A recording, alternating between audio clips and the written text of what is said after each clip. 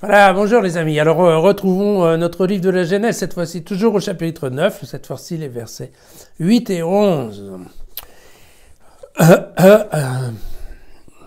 Donc on se souvient qu'hier, Dieu a donné l'autorisation à la chasse et il a instauré la vengeance de la mort de l'homme sur la base du 1 pour 1.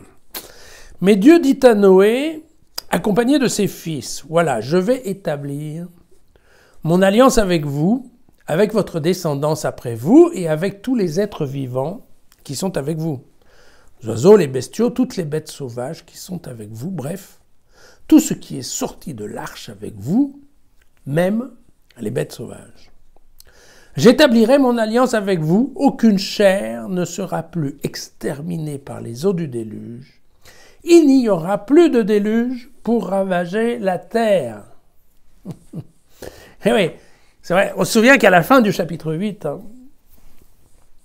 quand Noé sort de l'arche, vous savez, je vous avais dit ça il n'y a pas longtemps, il a fait un sacrifice à Dieu et ça a plu à Dieu. Et Dieu s'est dit en lui-même, oh là là, mon Dieu, c'est vrai que l'homme quand même, il n'est pas gentil, il n'est pas bien, il y a quand même beaucoup de choses dans sa tête qui ne marchent pas, mais vraiment, c'est trop ce que j'ai fait. Donc vraiment, c'est vrai, il faut que j'arrête, il ne faut plus que j'envoie des choses comme le déluge. Et là, vous voyez que cette idée qu'il avait en lui, maintenant, il la transforme en un décret officiel, solennel presque, en fait, une première alliance, au sens propre du terme. Vous savez que ça, c'est un petit peu toute l'histoire du peuple juif.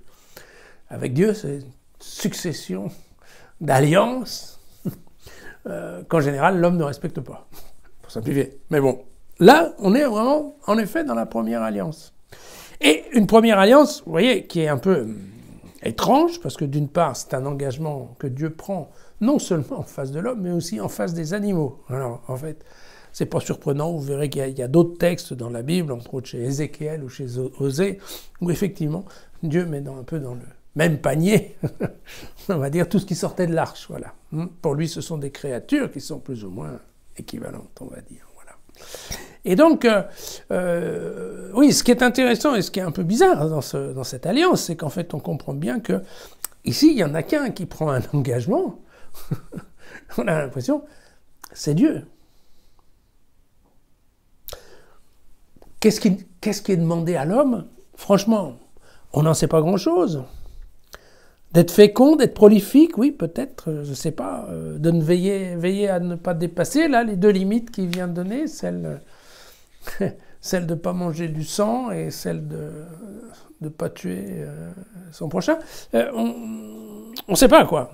On ne sait pas. C'est intéressant parce que, vous voyez, on verra ça dans les autres alliances, c'est un petit peu pareil. Hein. Dieu s'engage bien, il dit ce qu'il va faire, ce qu'il ne va pas faire, et puis il dit à l'homme, bon, en fait, il ne dit pas grand-chose.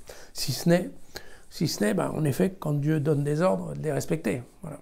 Mais on verra que, et là c'est le cas, vous voyez que les ordres, on ne sait pas bien lesquels c'est. Voilà. Donc bon, c'est intéressant, c'est cette première alliance qui a été faite, et puis voilà. Bon, après, voilà, il a dit qu'il n'enverrait plus le déluge. Je ne sais pas, quand on regarde la télé, aurait-il oublié sa promesse? À demain.